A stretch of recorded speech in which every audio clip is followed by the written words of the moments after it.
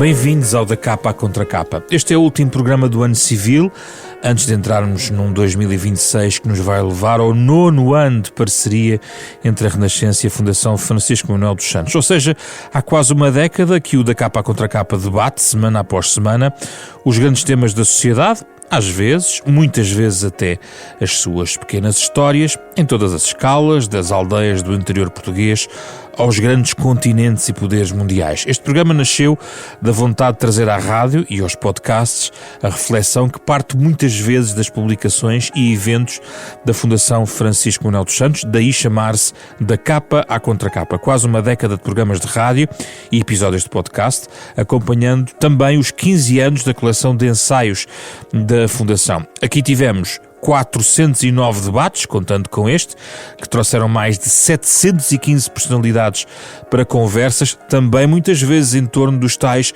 152 livros e autores da coleção de ensaios. Porque para lá das publicações, aqui assumimos a vontade comum à Renascença e à Fundação de promover o debate livre e informado também em temas que podem vir a estar, também um dia, quem sabe, dirá um dos nossos convidados, nomeadamente na coleção de ensaios ou até da de retratos da Fundação. Neste programa de fecho 2025 conversamos com António Araújo, o diretor de publicações da Fundação Francisco Manuel dos Santos, e com um destes mais de 150 autores. Aqui o antropólogo José Manuel Sobral, que escreveu o livro Portugal, Portugueses, uma Identidade Nacional. Com ambos vamos falar do Portugal de hoje, de ontem, de amanhã, de sempre, pode ser mesmo o Portugal de agora mesmo. Obrigado por terem vindo aqui ao nosso programa. Obrigado. António, comece por si, só para explicar aos ouvintes que estes 15 anos são marcados por uma edição especial, onde se faz uma escolha de vários temas. Como é que o António escolheu os temas? E já agora, são micro-ensaios, é isso? É. Bem, José Manuel, seu convidado, e que quem agradece muito a presença neste programa, e agradeço também, José Pedro, o convite para aqui estar, ao fim destes 9 anos de parceria. Esses pequenos ensaios foram escolhidos, são 17, sobre temas abrangentes da realidade nacional. Começa com um ensaio de José Manuel Sobral, um ensaio chapéu de introdução ao livro sobre a identidade nacional, é o tema que tem trabalhado ao longo de muitos anos, e depois tem artigos variados sobre o ambiente, a defesa nacional, as relações externas de Portugal, a energia, portanto a economia, vão encontrar aí, se quisermos, não diria um tutti-frutti, nem um cabaz de Natal sobre o que é Portugal hoje, mas se quisermos uma síntese bastante informada, feita por 17 autores altamente credenciados, sobre diversos aspectos da realidade nacional. Para lá, ou seja, temas de hoje, não é? Temas de hoje, mas também com algum lastro, digamos Sim. assim, quando olhamos para a economia portuguesa, para as relações com a Europa, claro.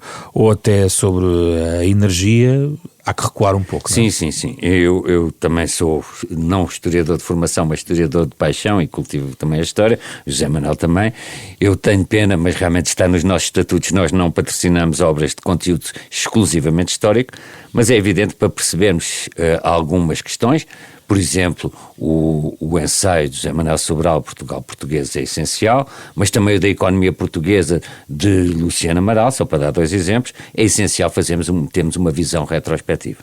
E, portanto, há alguns temas que são abordados recuando algumas décadas. O António acha que quem ler os 150 ensaios e depois juntarmos também os retratos fica mais próximo do âmago da identidade nacional? Eu espero que sim, mas o fulcro da coleção não é estudarmos, se quisermos, a identidade nacional portuguesa, é estudarmos a realidade nacional, é essa a missão da Fundação, em várias vertentes. Ainda há lacunas, já agora, ao fim de 15 anos, custa-me que ainda não consigamos ter, mas esperemos ter em breve, por exemplo, um ensaio sobre a indústria. É uma coisa, tivemos sobre a agricultura, é uma coisa um bocadinho curiosa, já até falei disso com o José Manuel Sobral em conversas que temos tido. Aqui há uns anos havia grandes especialistas em sociologia industrial, em análise da indústria. O declínio da nossa indústria implicou também o declínio do interesse da academia pela indústria. E, portanto, hoje em dia é muito difícil encontrar um autor que faça um ensaio de síntese sobre a indústria nacional. E que outros temas é que o António tem pensado? Isso vários. Muitos que ainda não foram tratados? Por exemplo, o sistema bancário, estou a falar de temas assim um bocadinho mais árduos do sistema bancário nacional. Já temos um livro sobre a banca, do professor Jorge Braga de Macedo e outros autores, mas acho que também era importante termos um livro sobre o sistema bancário, e todos os dias vão surgindo sempre temas, ideias, não é? Ideias e temas. Nem imagina, por exemplo, agora vi que o termo do ano foi flop, ou qualquer coisa assim, um termo qualquer da internet novo ligado à inteligência artificial. Isto é, como é que a nossa linguagem também tem vindo a mudar. Aí está um tema também para ser estudado. José Manuel Sobral, onde é que vemos hoje os sinais de identidade nacional? Eu creio que em tudo, porque o problema é que a identidade ou as questões da identificação nacional estão em toda a parte. Em primeiro lugar, porque a nossa vida é toda ela marcada pela existência em Estados que se definem como Estados nacionais, e, portanto, a identificação nacional confunde-se com a nossa própria identidade pessoal, desde logo, porque ela marca, nós nascemos, aprendemos a comunicar e vivemos numa determinada família, num determinado universo social, mas todos esses universos têm uma marca que são portugueses, falam português e estão impregnados de múltiplos sentidos que nos identificam enquanto portugueses. E esses vão dos mais banais, como por exemplo a alimentação identificada como portuguesa, até àqueles que se encontram institucionalizados em todos os Estados nacionais, que dizem respeito à adoção de narrativas nacionais identificadoras, ou seja, narrativas que organizam um determinado passado como passado coletivo nacional dos portugueses. E esse passado está constantemente a ser repetido, desde as escolas até ao calendário, com a sua celebração dos feriados nacionais, mesmo que esses feriados por vezes não sejam estritamente nacionais, mas são, por exemplo, feriados de natureza religiosa, como por exemplo o Natal, etc., incorporados há muito na tradição nacional, porque essa tradição nacional reflete a religião ou a confissão religiosa principal dos portugueses. Portanto, tudo isso, a nossa identidade nacional, até no Natal, nos ritos do fim de ano, nas coisas mais anódinas, que aparentemente não têm nenhum simbolismo nacional especial que lhes esteja afetado, mas até aí nós somos nacionais. E é ciclicamente manipulada / apropriada de forma inapropriada? É sempre o apropriado ou não apropriado, é uma questão de julgamento de valor, mas é sempre, eu diria, mobilizado, e é mobilizado evidentemente em contextos históricos diferentes, com sentidos muito diferentes e ao longo do tempo até às vezes antagónicos.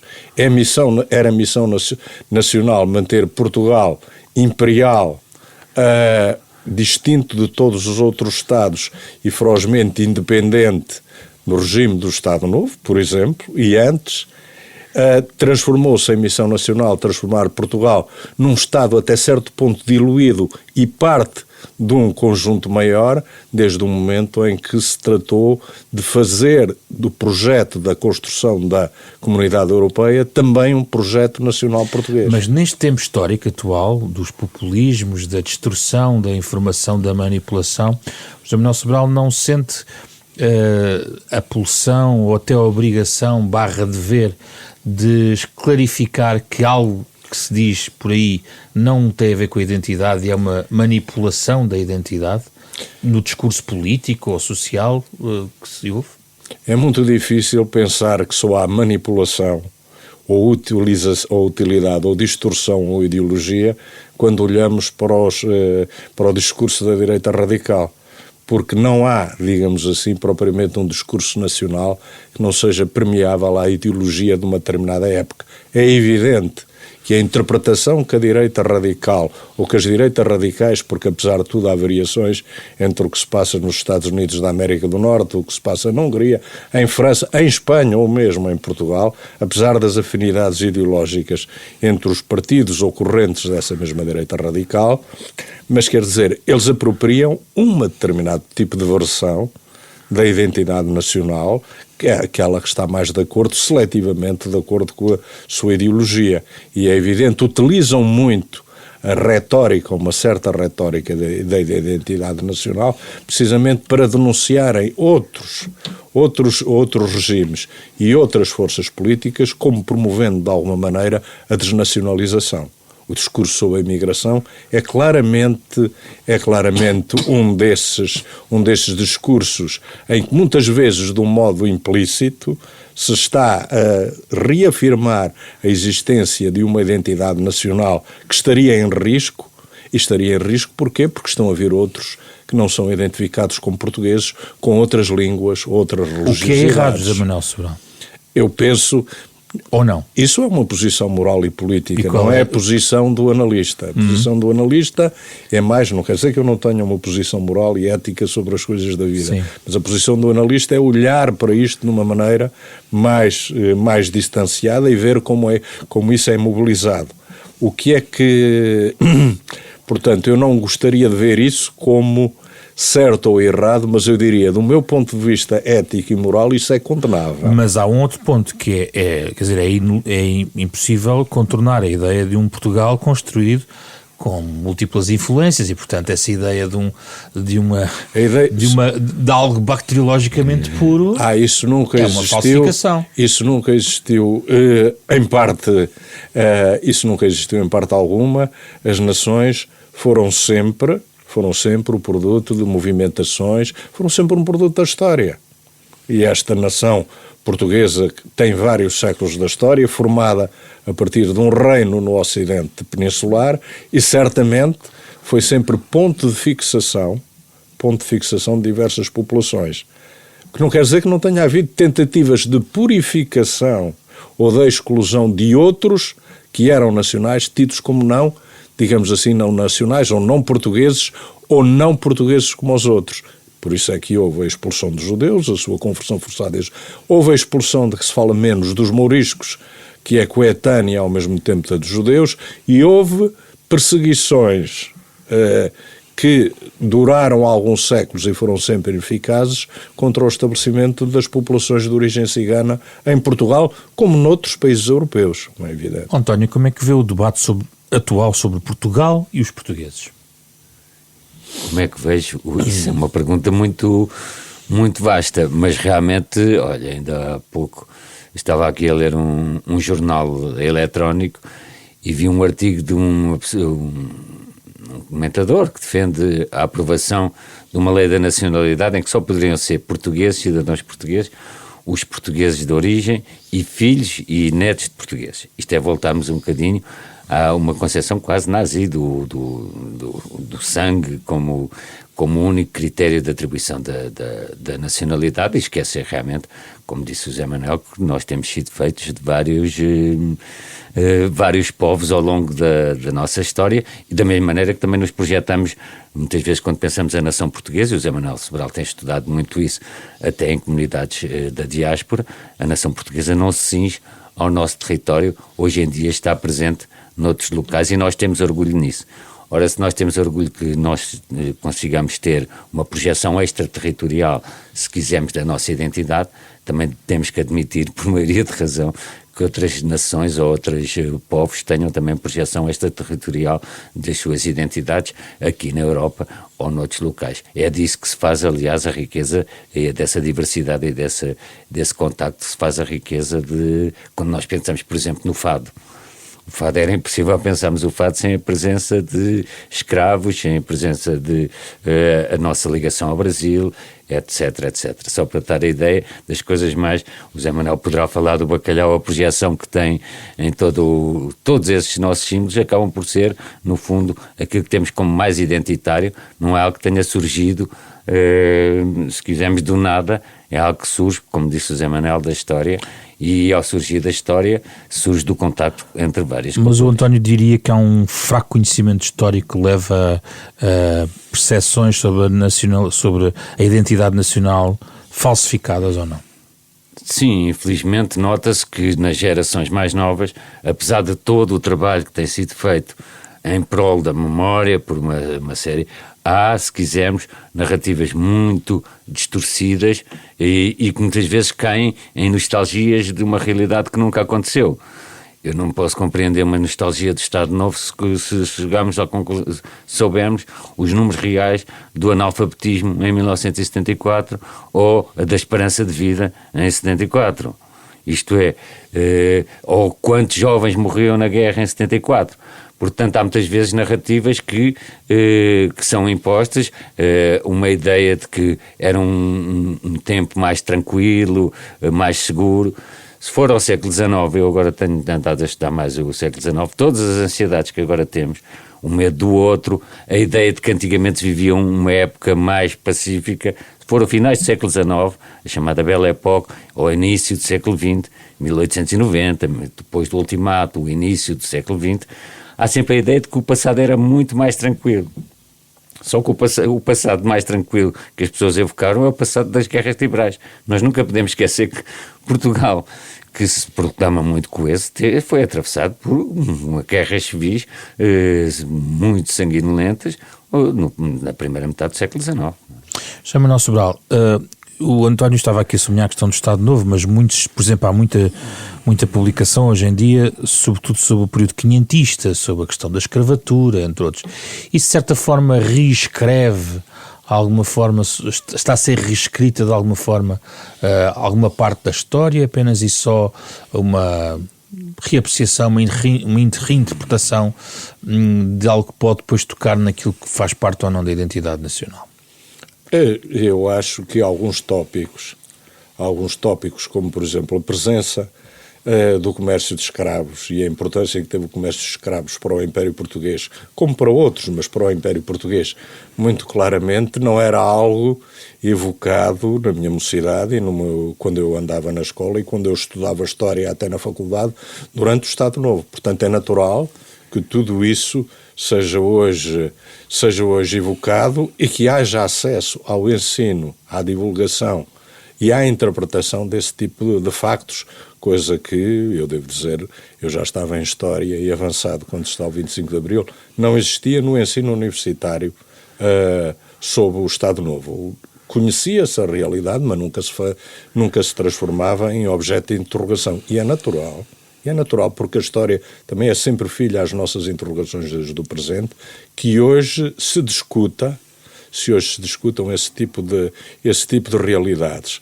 É evidente que para pessoas que querem manter uma narrativa construída e absolutamente idealizada e falsa, do que era a realidade imperial portuguesa ou de que eram as realidades imperiais do Ocidente europeu, é natural que isso choque essas pessoas. Mas isso são combates ideológicos hoje feitos do presente e que não respeitam, devo dizer, aquilo que um exame criterioso e analítico dos factos e da evidência histórica disponível nos pode revelar. Tanto essa idealização do passado imperial como a idealização do tempo do Estado Novo de que fala agora o Dr. António Araújo.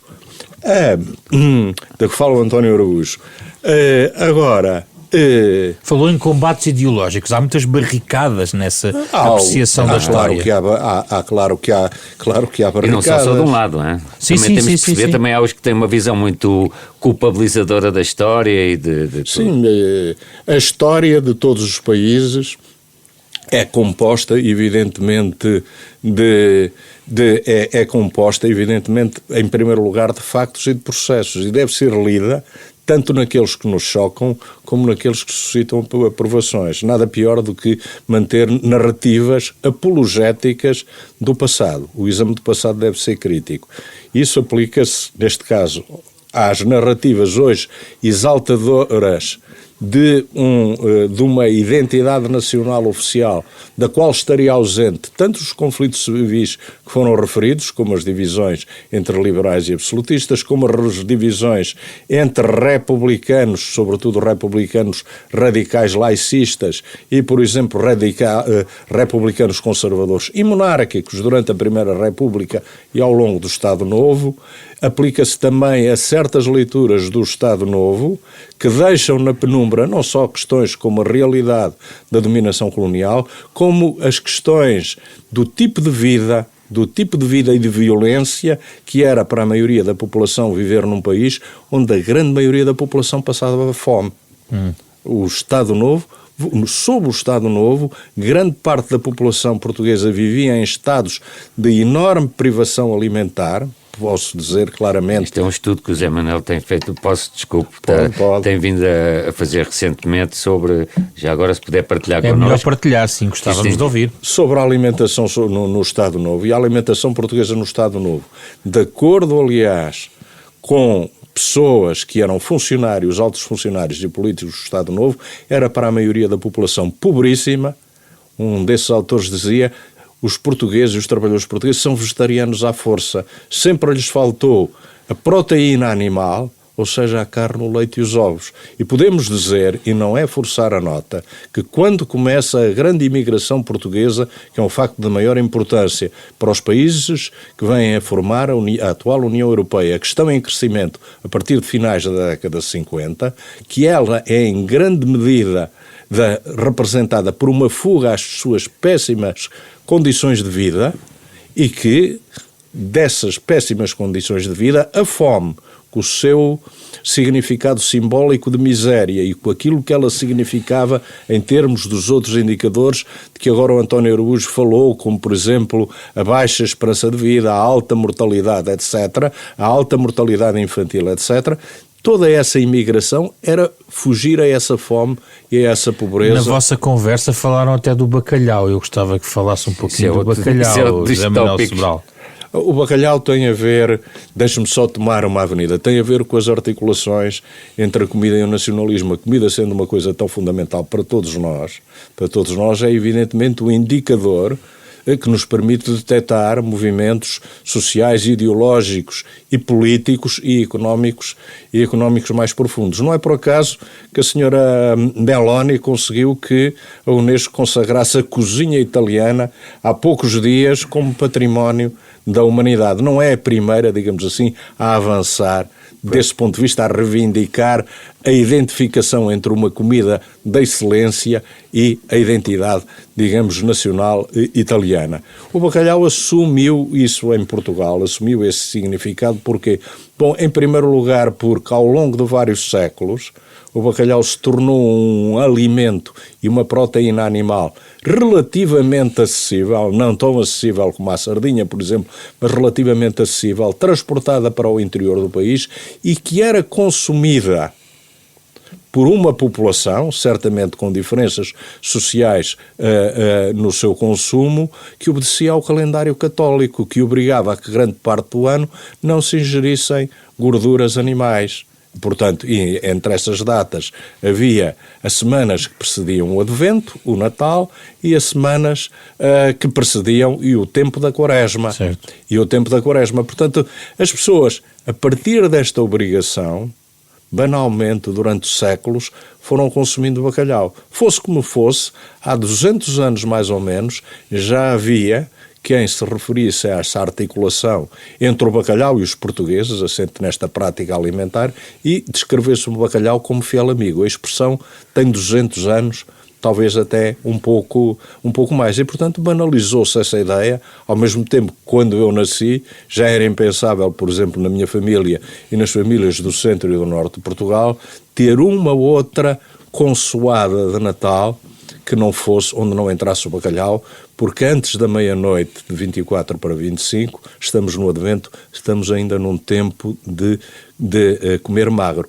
E depois disso, esse simbolismo reteve-se, faz com que hoje... Vai ficando, não é? Não, foi ficando e hoje é reproduzido pela comunidade imigrante portuguesa e diaspórica, às vezes já não portuguesa, mas às vezes já luso-francesa, luso-americana, luso-brasileira ou brasileira, que manteve esse hábito que os une a uma prática identificada como nacional. António, e outros sinais que o António, além de dirigir esta coleção, olha para a contemporaneidade geralmente com alguns símbolos da pátria. De vez em quando, sim. Alguns. E na vossa conversa... Aquilo que o Zé Manuel há pouco falou, deixou nacionalismo banal, que é uma expressão de um autor consagrado. Incluindo o futebol, não é? Sim, sem dúvida, isso são tudo traços. Ou é menor, ou é um sinal menor? Não, basta ver que ainda recentemente o Primeiro-Ministro, no seu discurso de Ano Novo, evocou o Cristiano Ronaldo, não sei se mas como vá lá, modelo a seguir ou qualquer coisa. Sim, mas o futebol tem 100 anos, quer dizer, é do último século. Sim, sem dúvida, mas... A identidade nacional tem mais séculos. Não. Há um historiador que tem vindo... o Eric Hobsbawm, que estudou um conceito chamado invenção da tradição. Há muitas das tradições, mesmo tradições, se for ver, por exemplo, as cerimónias até de coroação da Rainha de Inglaterra e coisas do género, também têm 100 e tal anos, não são, foram todas criadas e recriadas. Grande parte das coisas que temos hoje em dia não são coisas que vêm de tempos imemoriais. O culto do soldado desconhecido, coisas desse género, o 10 de junho, os feriados que temos, uma série de coisas, são tudo elementos que foram construídos, muitas vezes não deliberadamente, mas outras deliberadamente. Basta pensar que o nosso hino surgiu em reação ao ultimato britânico, portanto há aqui muitas vezes mobilizações intencionais. Outras não são intencionais, como é o caso do bacalhau, e os do futebol também talvez não seja intencional. Só que o futebol, eu não sou um especialista disso, se quiser convida a Raquel Vaz Pinto, que é nossa autora. Já fizemos aqui programas e também está um programa. Mas o desporto é muito usado para o confronto entre as nações, para um confronto pacífico entre as nações. E tem um bom exemplo, de um uso por hipernacionalismos, veja a questão do Hitler nos Jogos Olímpicos de 36, e com outros propósitos universalistas. Isto é, o mesmo símbolo pode ser usado com várias leituras possíveis. Eu não quero estar aqui a ocupar muito tempo no programa, mas ainda recentemente, li um livro sobre as cerejeiras no Japão. As cerejeiras do Japão foram usadas, têm sido usadas com vários propósitos. Como símbolo nacional, sem dúvida, mas também como elemento durante a guerra, a queda das cerejeiras durante a Segunda Guerra e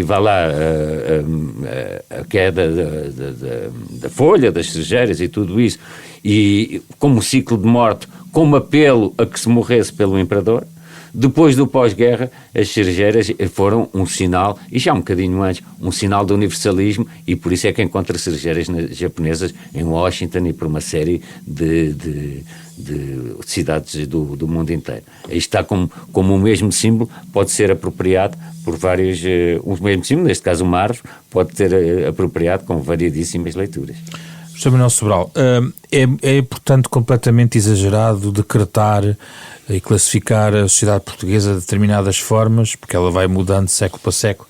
Vou dar exemplo. A sociedade portuguesa é 2 pontos, pois uns dirão estruturalmente racista, outros dirão democrática, outros dirão conformada ou não.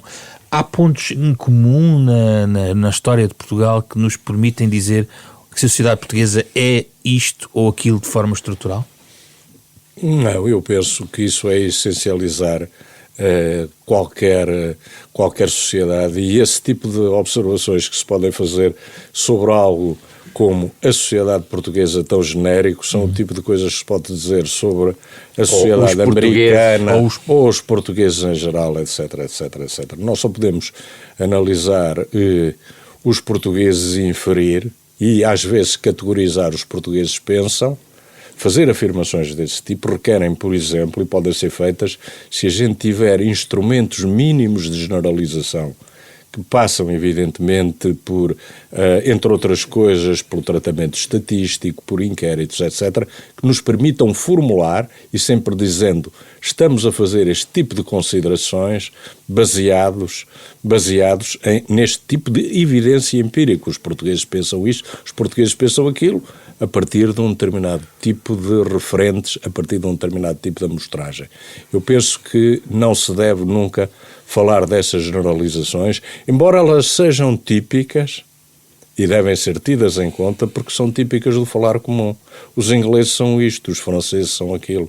Porque desde que se constituíram, por exemplo, os Estados, e não é uma questão apenas relativa ao Ocidente, desde que se construíram determinado tipo de sociedades identificadas com povos, que esses povos têm sido autocaracterizados de uma determinada maneira, se têm categorizado de uma determinada maneira e têm sido caracterizados pelos outros dessa maneira.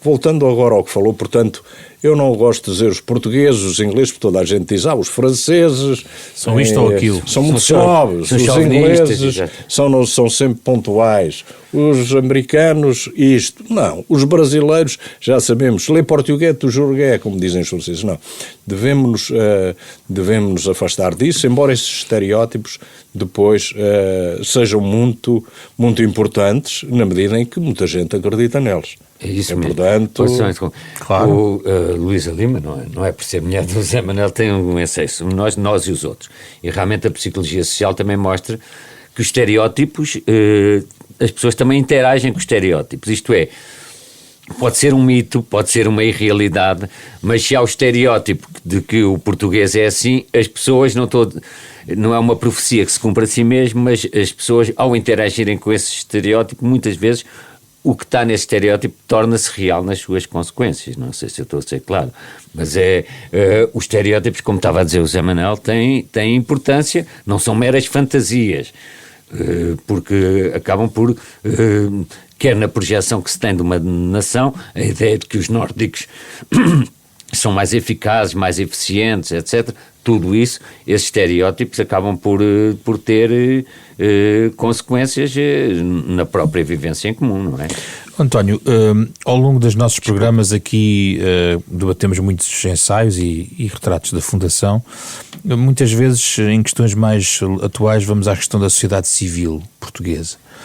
E encontramos fragilidades. Muitas vezes, os autores falam muitas vezes de fragilidades, de não ser tão desenvolvida como noutros Estados europeus, e que podia algo, seria, não é um excepcionalismo, mas é uma característica mais recente portuguesa. O António, como alguém que interpela académicos, interpela quem escreve e quem reflete sobre Portugal, também sente essa fragilidade.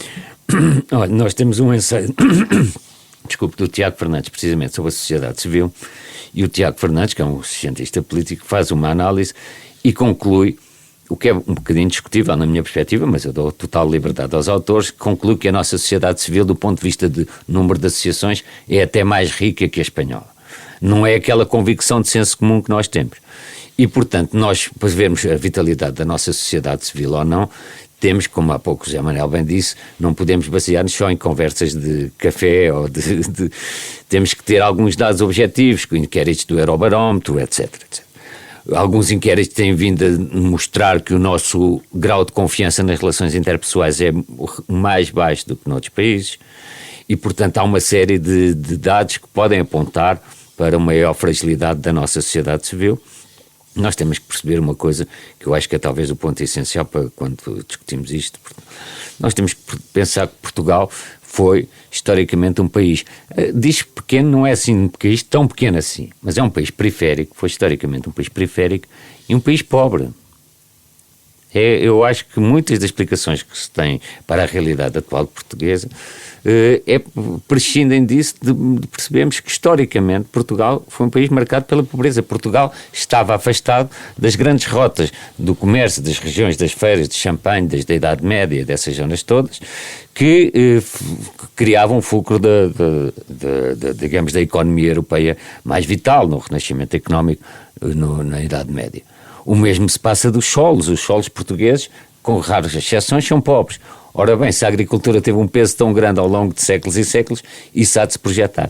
E, portanto, essa pobreza atávica de Portugal, que hoje em dia, se calhar com uma economia mais digital ou de serviços, podemos julgar que ela não existe, ainda hoje em dia tem marcas no sistema de ensino, tem marcas em tudo, na qualidade das nossas arquiteturas, tem marcas no chamado dito atraso português, que é uma concepção que eu não acompanha?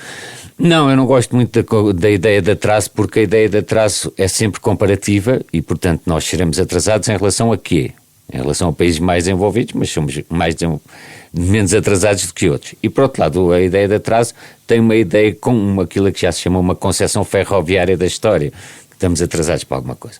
Agora, independentemente de se considerarmos atrasados ou não, o que é facto é que, objetivamente, fomos pobres ao longo de um período muito grande. Mas a transição para a República não trazia-se semente de uma sociedade mais... Não, sempre que se instaura um regime há sempre promessas. Não foi só apenas quando se saiu da monarquia para a República. Quando se instituiu o Estado Novo também havia promessas e talvez mais tranquilidade do que propriamente prosperidade, mas no 25 de Abril também houve promessas de paz, pão, saúde e habitação, muitas das quais foram cumpridas, é preciso dizer, quando hoje em dia se vê o Serviço Nacional de Saúde e tudo. O que se passa nos últimos anos, isso é que temos vindo, sobretudo do início deste século, é realmente uma maior divergência em relação à construção a certos países europeus, mas que aliás isto estava mais ou menos inscrito desde a queda do Muro de Berlim. Isto é, para Portugal, se calhar vou dizer aqui uma coisa um bocadinho exagerada, mas Portugal não foi bom a abertura a leste. Foi ótimo, como é evidente, da democracia e tudo, mas esses países todos do leste conquistaram ritmos de desenvolvimento e estão mais perto realmente do centro da Europa, da Alemanha e dos grandes motores da economia, e isso acaba por Portugal já não é uma prioridade no contexto da União Europeia.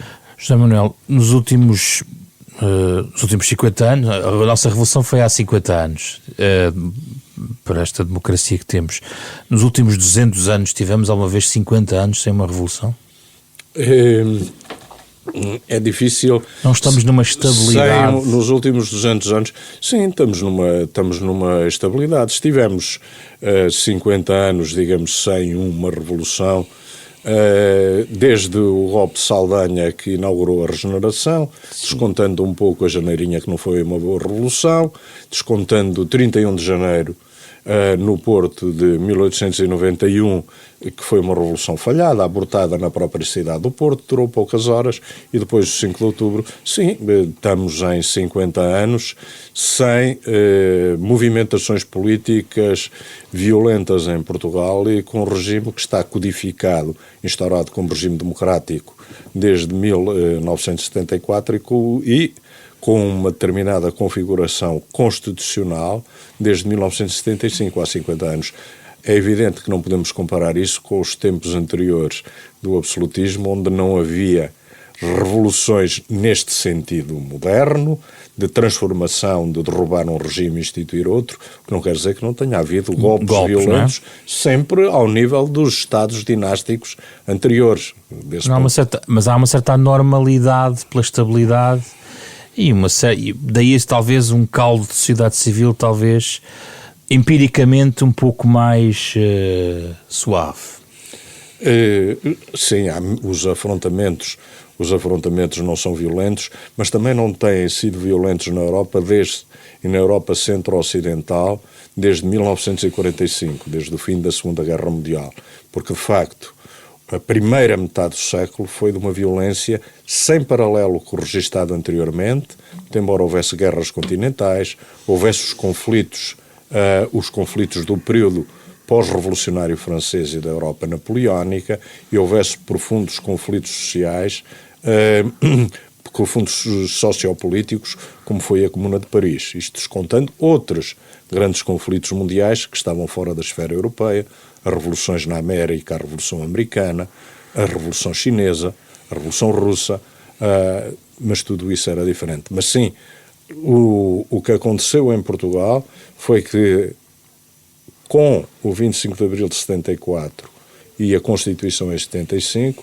Portugal ficou enquadrado no molde das democracias, dos regimes democráticos ocidentais, de tradição, eu não diria liberal, de tradição liberal e consensual, porque aquilo que vigorou depois da Segunda Guerra Mundial foi um certo entendimento entre contributos que vieram da social-democracia, no pós de 1900, e contributos que vinham dos partidos liberais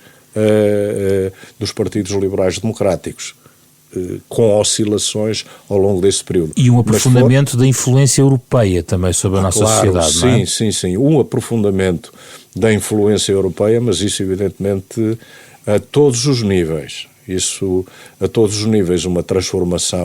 Uma transformação enorme da sociedade portuguesa, demográfica, cultural profundíssima. Nós, neste momento, em grande parte, digamos, da nossa vida, evidentemente, nós somos um país europeu como outro país qualquer da União Europeia. Mas mantendo a identidade nacional não é beliscada de todo por essa Em nenhum potência. desses partidos existiu. Em nenhum desses países existiu.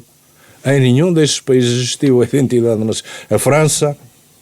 A França, a Alemanha, que tinha um problema muito forte de identidade nacional e um problema da existência de dois Estados distintos daquilo que tinha sido o Reich alemão, para além da perda de territórios que tinha incorporado a leste durante o seu avanço. Mas a própria Alemanha, que teve configurações importantíssimas na sua identidade nacional, na Alemanha, que se refletem na sua própria política externa. A Alemanha, depois do Holocausto, não é a Alemanha de 45, é o mais fiel aliado do Estado de Israel na Europa.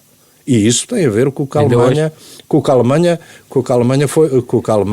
foi antes. Mas nenhum desses países, mesmo aqueles cujo nacionalismo os levou aos excessos que culminaram no nacionalismo rássico do Holocausto, e a Alemanha foi o pior, mas não o único, mas em nenhum desses países se perdeu a identificação nacional. E em alguns desses países essa questão é uma questão vivíssima. Veja o caso, por exemplo, do Reino Unido.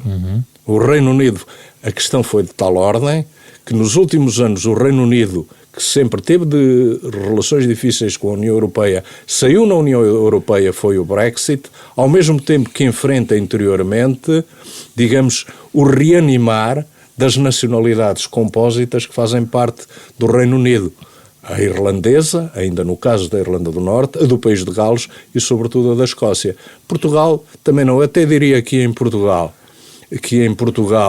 a questão nacional até é relativamente pacífica, porque não vejo em Portugal verdadeiramente nenhum movimento nacionalista, nenhum movimento que se reclame da identidade nacional, a dizer que ela é incompatível com a pertença a uma comunidade mais ampla, que é uma comunidade entre nações, como é a União Europeia. E esse sentimento persiste já há muito tempo, não é? Sim, em toda a parte, em todos. No caso português. No caso português, tempo, não é? No caso português. E devo dizer que o caso português não é o único. No caso de grande parte das nações europeias, isso já emergia durante o período medieval, onde elas já iam desenvolvendo os seus vernáculos nacionais. O inglês, o francês, etc., não são questões novas. É claro que cada país evoluiu de maneira diferente. O Estado português é um Estado bastante unificado em termos culturais.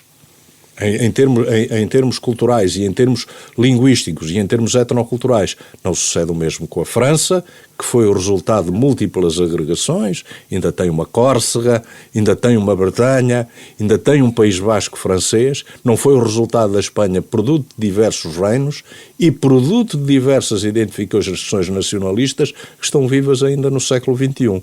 Mas isso faz a diferença, por exemplo, de Portugal em relação a diversos outros Estados-nações da Europa. O António ia acrescentar que? Não. Duas coisas. A primeira é que é preciso percebermos também que a abertura à Europa não começou apenas no 25 de Abril. Isto é, por virtude da imigração, nós temos que perceber a escala da nossa imigração. 1 milhão de pessoas. Quando agora dizemos que entrou 1 milhão de pessoas em Portugal nos últimos anos, nós percebemos que no tempo de Estado Novo saiu 1 milhão de pessoas.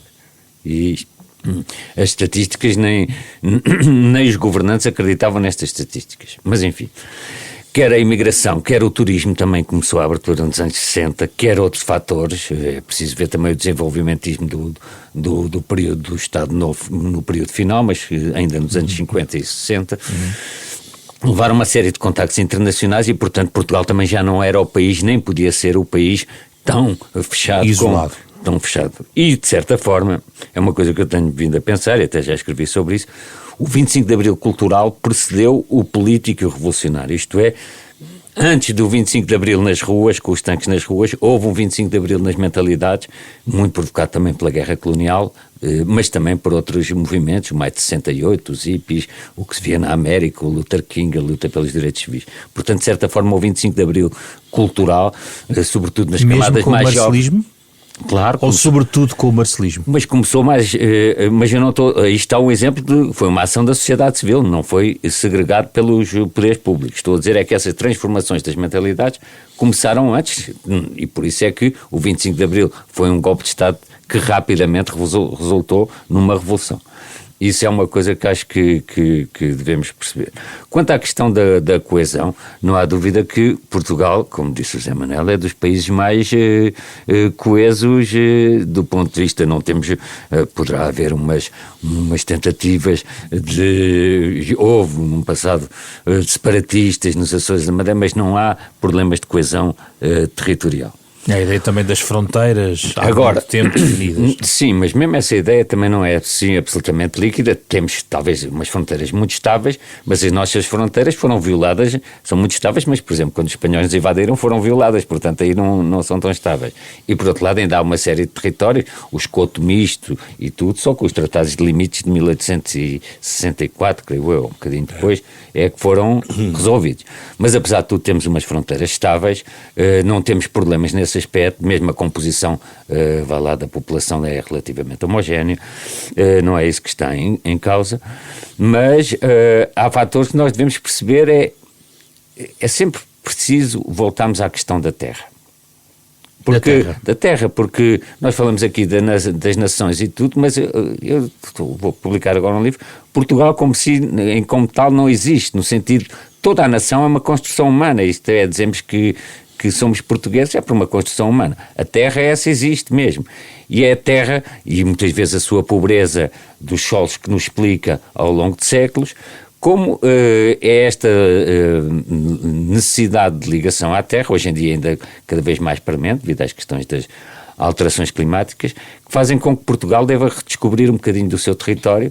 Por exemplo, nós temos insistido na Fundação na questão do cadastro, é um bocadinho inacreditável, uma parte de Portugal ainda não sabemos o que é.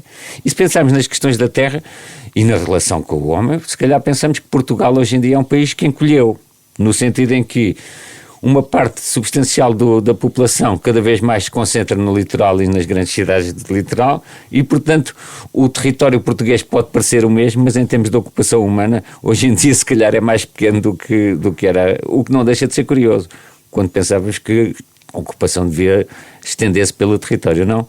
E é muito possível, há experiências curiosas, feitas, por exemplo, pelo antigo Presidente da Câmara de Fundão, de Paulo Fernandes, de levar imigrantes, e pode ser que as experiências com imigrantes no interior do país sejam uma boa forma de voltarmos a ocupar parcelas do território, o que é muito importante para questões como o combate à desertificação, aos incêndios, etc. Aliás, não é por acaso que nós temos muitos imigrantes a trabalhar na agricultura, se for a Beja, for mesmo ali... Aqui na Zona Oeste, na Zona Oeste, as Santarães e tudo, temos muitos imigrantes. Porquê? Porque não há portugueses. Isto é, a questão da imigração, nós trouxemos cá um grande especialista sobre isso, o Eindhaas, não se pode discutir de uma forma pró ou contra, como se isso fosse um Benfica Sporting, não é? As questões têm a ver com falta de mão de obra. Ou que belisca a identidade nacional. Exatamente. Não, como é evidente, a vinda, o José Manuel penso que concordará comigo, a vinda num curto espaço de tempo de 1 milhão de pessoas traz problemas de adaptação e de integração e até poderá a prazo trazer questões para aquilo que considerávamos ser a nossa identidade nacional, se a lermos como cristã, com a língua portuguesa e tudo. Mas, como é evidente, há todo um esforço de integração que deve ser feito. Pode, José Manuel Sobral, trazer aqui o impacto? Depende de... Qualquer mudança tem sempre um determinado impacto e esta é como muitas outras, é como quando os portugueses foram estabelecer a França, os magrebinos, os portugueses foram para os Estados Unidos. Ou quando entrou os retornados a seguir ao 25 de Abril. Também foi 1 milhão. Ou quando entraram, por exemplo, os retornados, e é evidente que esse impacto é sempre multidimensional. Se formos analisar em todas as suas vertentes, incluindo estas da baixa da população portuguesa, inclusive o facto dos imigrantes se integrarem no mesmo ciclo, podemos dizer, de mobilidade da população em que se encontram os portugueses. Eu explico. Os portugueses prosseguem a migração tradicional que os levou à Europa ou às Américas, ainda hoje, seguida de uma nova imigração, que é a imigração qualificada, que vem da classe média alta, que vai procurar, evidentemente, melhores remunerações e melhores condições de vida nos países do centro da Europa, vai para os Países Baixos, vai para o Reino Unido, vai para a França, e, entretanto, uma grande parte das ocupações que os portugueses abandonam, desde a indústria da hospitalidade e turismo até o setor agrícola, é evidente que está a ser ocupada por imigrantes que vêm para lugares para os quais não existia sequer concorrência dos portugueses. Outra coisa é se mexe na questão, por exemplo, o cristianismo faz parte da identidade nacional? Sim, o cristianismo e o não cristianismo. O cristianismo, claro que fez, e das lendas nacionais, e é a religiosidade na qual até hoje se reconhece a maioria da população portuguesa, mesmo que não praticante. Mas houve sempre outras religiosidades aqui, desde logo a judaica em Portugal, e houve muito, sobretudo ao longo do século XX, uma grande parte da população não confessional, ou católica não praticante, ou de todo em todo não católica. É evidente que pode sempre ser mobilizado em torno de um discurso essencialista que diz basicamente o seguinte: este foi o Portugal em que se reconheceram as pessoas num determinado período da história e agora isto nunca poderá mudar. Mas isto muda, evidentemente. Os portugueses são, não é? Voltamos àquela... Os portugueses proclamam-se, evidentemente, ou identificam-se ou identificam-se com isso. Isso pode ser sempre mobilizado. No entanto, o mundo português, e mesmo o próprio Império Português, foi sempre um império multiconfessional. O cristianismo que se fez e que se levou, por exemplo, para Angola, ou para Moçambique ou para a Guiné,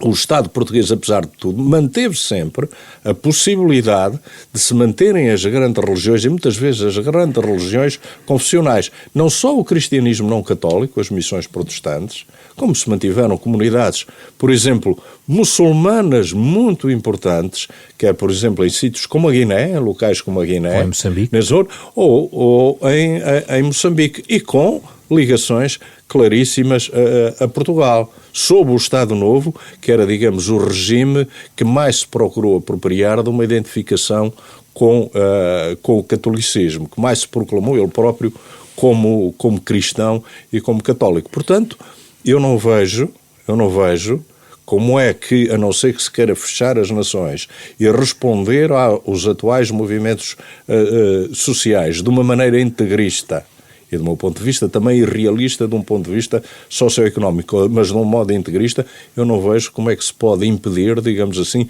essa circulação e essa liberdade religiosa que fará dos portugueses, porventura, uma maioria estatisticamente continuarão a ser católicos, outros não crentes e outros com outras religiosidades, inclusive a religiosidade hindu e outras que venham a habitar Portugal, como aliás tem existido em outros países que adotaram um regime democrático liberal, mas não só nesses. Há exemplos no passado de Estados que eram multiconfessionais. Por exemplo, o Império Russo era um império com uma grande parte da população muçulmana, não obstante os russos étnicos propriamente ditos e o czar serem ortodoxos cristãos. Mas mantiveram as suas mesquitas na Ásia Central, porque uma grande parte do mundo russo e depois do mundo soviético era muçulmano. António?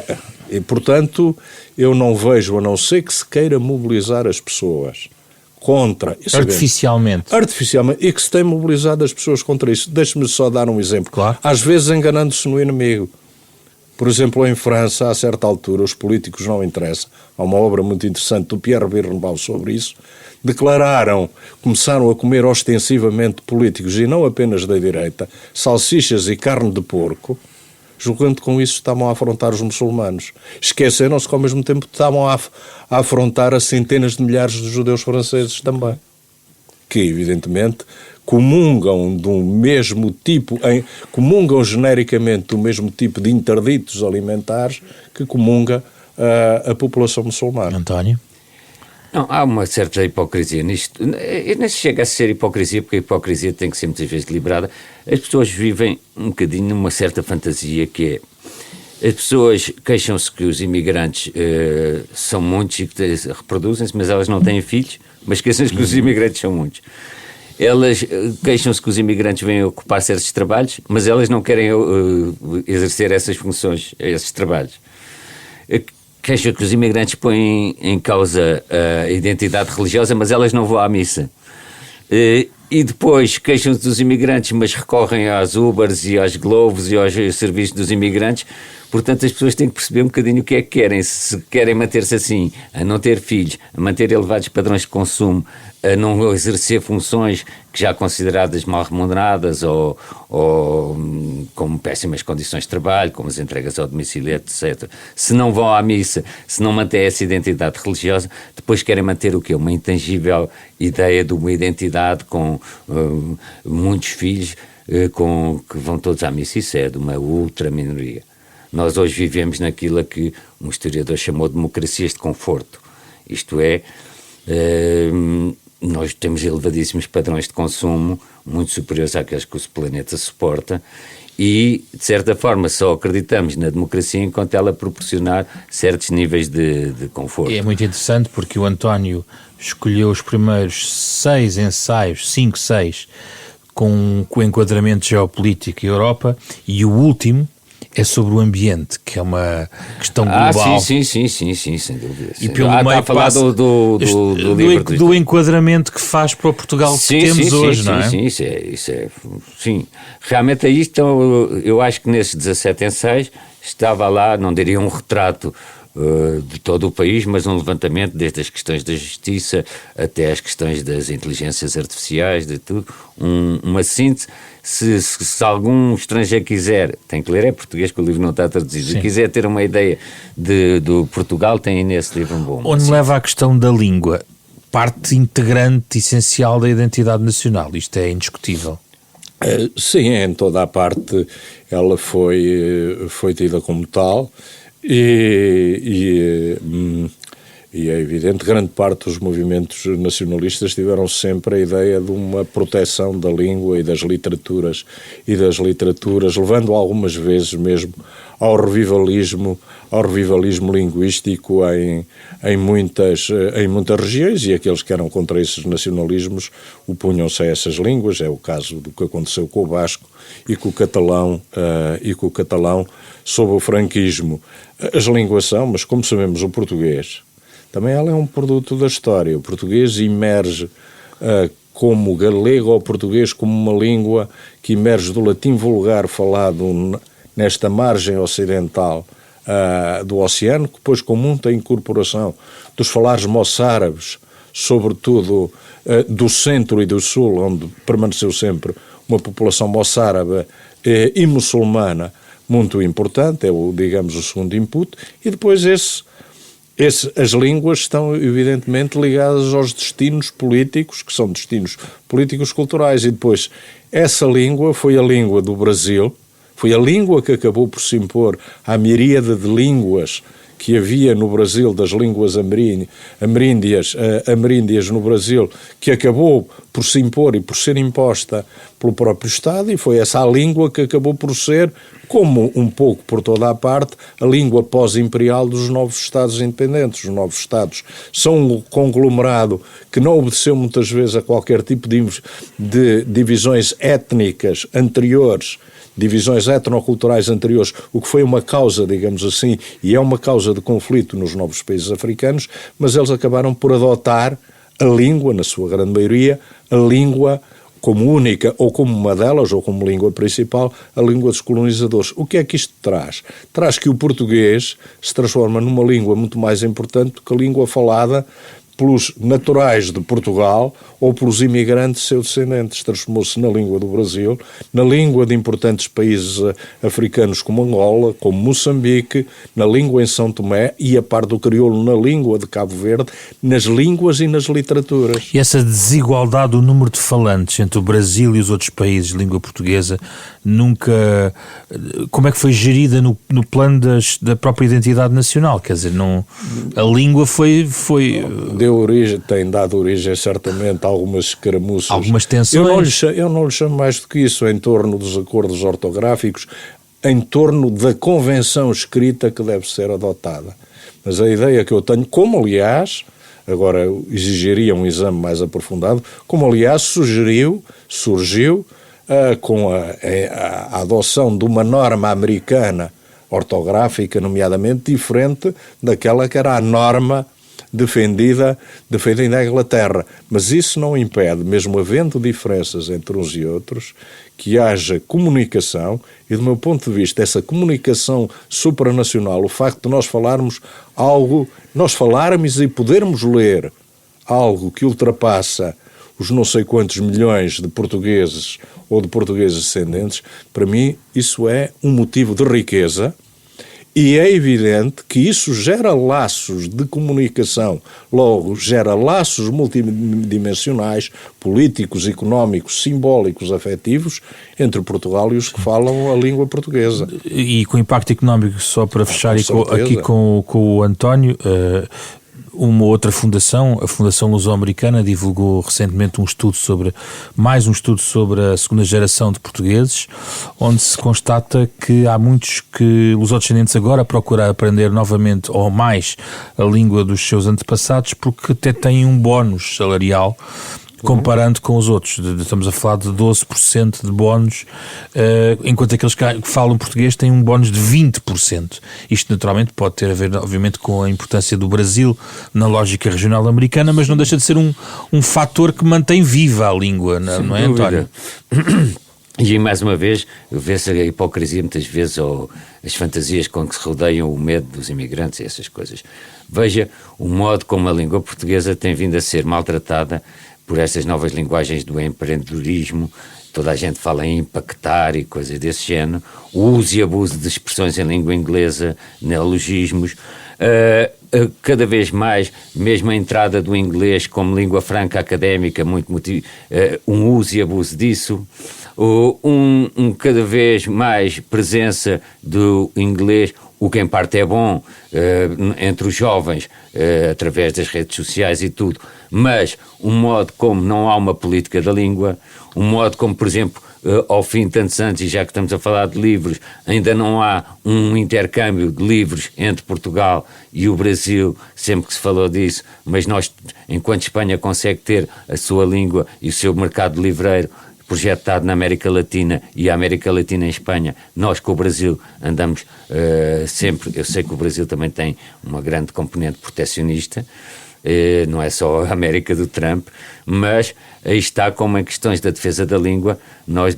veja, por exemplo, a ameaça que o turismo tem feito para a nossa língua, um modo passivo como nós deixamos que 90% dos estabelecimentos comerciais que hoje em dia abram têm nomes ou orientais, ou nomes, se for, ainda no outro dia passeava com a minha filha numa rua ao pé de São Bento, todos aqueles cafés têm todos nomes em nomes ingleses e menus ingleses e tudo em inglês. Em vez de barbearia são barbershops. Exatamente, mas isto tudo para percebermos que não são apenas os imigrantes que põem em causa esses traços da nossa identidade. Cada vez estamos mais abertos ao mundo e, portanto, se há coisa que queremos defender, e a nossa língua é uma, temos que a defender também. Mas o António vê uma ameaça real neste momento? Então não vejo, desde logo, o modo cada vez pior como se fala e escreve em língua portuguesa.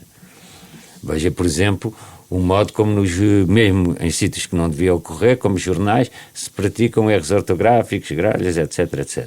Veja o modo como a língua é falada no cotidiano. Veja o modo como na nossa, olha, que falamos de nacionalismo banal, na nossa vida banal todos os dias, a omnipresença